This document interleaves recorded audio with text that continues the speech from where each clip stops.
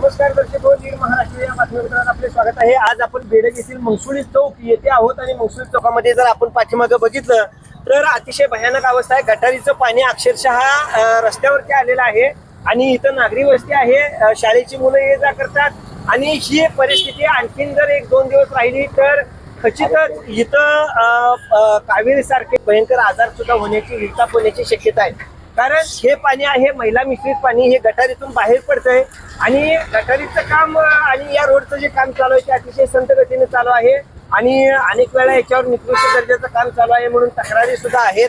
आज आपल्या बरोबर प्रकाश नाना वाळेकर आणि सहकारी पण आहेत। आज आपण त्यांना विचारतोय की नाना ही नेमकी परिस्थिती काय आहे आणि याला कोण जबाबदार कोण आहे? याला मी प्रकाश वाळेकर, माजी ग्रामपंचायत सदस्य, मी जबाबदारीने सांगू शकतो। ह्या पुढं इथंपर्यंत गटर केल्या, इथं ह्या समोर पाईप आहे, इथं हे पाणी सोडलं पाहिजे, मग ते पलीकडे पास होतंय। परंतु इथं एसटी स्टँड आहे समोर, सकाळी एक साधारणतः 150-200 मुलं असतात शाळेला जाणारी। अशा परिस्थितीमध्ये डेंग्यू किंवा अजून काय आजार झालं तर याला जबाबदार कोण? तरी सदरचे जे कॉन्ट्रॅक्टर आहेत गुंजाटे आणि SF चौगले, SF चौगलेकडे कॉन्क्रीटचं काम आहे आणि रस्त्याचं काम आहे गुंजाटेकडे आहे। या समोरच्या बेडकपासून आरगपर्यंत चाललेल्या रस्त्यावर कधी पाणी मारत नाहीत। अशा परिस्थितीचं जिथं उन्हाळ्यात एवढं पाणी आहे म्हटल्यावर लक्षात घ्या किती पाणी बाहेर येते। बरोबर, तर सांगा ह्या गटारीच्या पाण्यामुळं आता किती दिवस झाले गटारीचं पाणी येत आहे? साधारणतः 1 महिना झालं पाणी आहे, म्हणजे महिना ते 1.5 महिना झालं हे संडास वगैरे या सगळ्या गोष्टी पाणी रस्त्यावर। मग ही लोक रस्ता काम करणारे लोक किंवा कॉन्ट्रॅक्टरनं जात नसतील? 100% जात असतील। त्यांना कळत नाहीये एवढं वेटीस जरा या गावाला। मला सांगा, पण बेडकच्या काही स्थानिक नेते मंडळी सुद्धा ह्याच्यावर गप्प बसलेले आहेत, ते बोलत नाहीत। तिने लक्ष द्यायला पाहिजे। मला सांगा ग्रामपंचायतीत सुद्धा वैयक्तिक लक्ष घालणं अपेक्षित आहे इथं। 100%। मग काय इथं लक्ष घातलं जात नाही? अहो कसं आहे माहिती काय, रस्ता चालू आहे जाऊ दे, काय कोण कोणाला विचारत नाही काय नाही।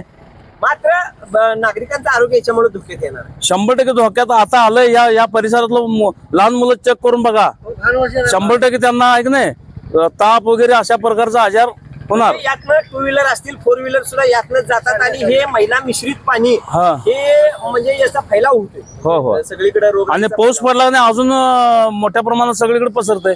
मला सांगा नाना, काल एक अशी तक्रार आमच्याकडे पण आली होती की हा रोड क्रॉस करून पाणी पलीकडे पण चालले। आपण जरा पलीकडे जर पाहिलं तर गेलं घ्यावं का ते?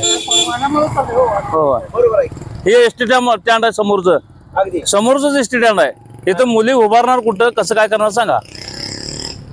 बरोबर। अशा परिस्थितीत हे इतकं मगरूर आहेत कॉन्ट्रॅक्टर। यांना परवा तिथं अण्णासो पाटील यांच्या वड्यावर ओरपूल होते ते कॅनलचं, त्या तिथं आम्ही बाईट दिली। काय नाही, ते समोरचे मुरुम काढला तेवढा आणि पाणी जायापुरतं केलंय, परंतु पाणी इतके ते परत आणि ओरपूल झालं ते त्या ज्याने बांधल्या त्या पुलावरनं पाणी चाललंय। कारण त्याचं काय झालंय, गाळं पाय होतं 3, गाळं केले ते 1।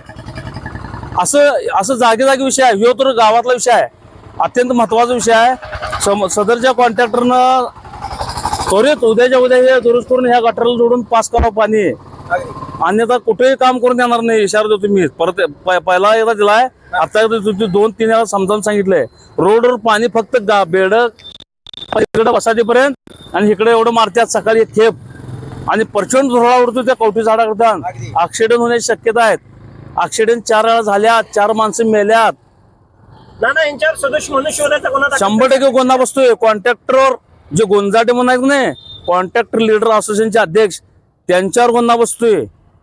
तुम्ही फलक लावलं पाहिजे, पाणी मारलं पाहिजे, कुठल्याही आता समजा डिवाइड करायचा आहे, त्याच्या काही गोष्टी तुम्हाला झालेल्या दिसतात का? कधी फलक लावलेत किंवा काय नाही बघा तुम्ही आता जाऊन त्याला शूटिंग करूया आपण। एक सुद्धा कुठे डिवाइड म्हणून नाही, हा रस्ता वापरायचा आहे हा बंद आहे म्हणून नाही, कुठं काम चालू आहे रस्ता बंद आहे असं म्हणून नाही, काय नाही, पाणी नाही आणि इतका धुराळा उडतोय, बोलायचं काम नाही, समोरली गाडी दिसत नाही। परिणामी नागरिकांचं आरोग्य सुद्धा आणि सगळ्यात प्रचंड हाल चालू आहे एसटी डेपोचं। यामध्ये एसटी डेपोचं नायक बदनाम व्हायला लागल्या। काय माहिती काय, पहिला त्यांचं रस्ते नीट नाहीत आणि धुराळा उठला आणि त्या गाड्या खराब आहेत, थोड्या पब्लिक असते, त्यांचं कंबरड सगळ्यांचं मोडलंय त्यांच्या भानगडीच्या या भानगडीमुळे। अगदी बरोबर। तर सदरच्या डिपार्टमेंट नाही यांना सूचना देऊन कॉन्ट्रॅक्टर्सनी त्वरित कुठं काय अडचणी आहेत त्यांनी ते दुरुस्त करून घ्यावं, अन्यथा आम्ही इशारा दिलाय त्यांना तिथं पुलावर। म्हणजे आपण जर पाहिलं आणि एकंदरीत जर विचार केला तर प्रकाश नाना वाळेकर यांनी फार महत्वाच्या गोष्टीवरती असं बोट ठेवलेलं आहे. कारण नागरिकांचं आरोग्य तर धोक्यात येणार आहे. गटारीतून पाणी ओव्हरफ्लो व्हायला लागलेलं आहे. गटारीची कामं अर्धवट आहेत.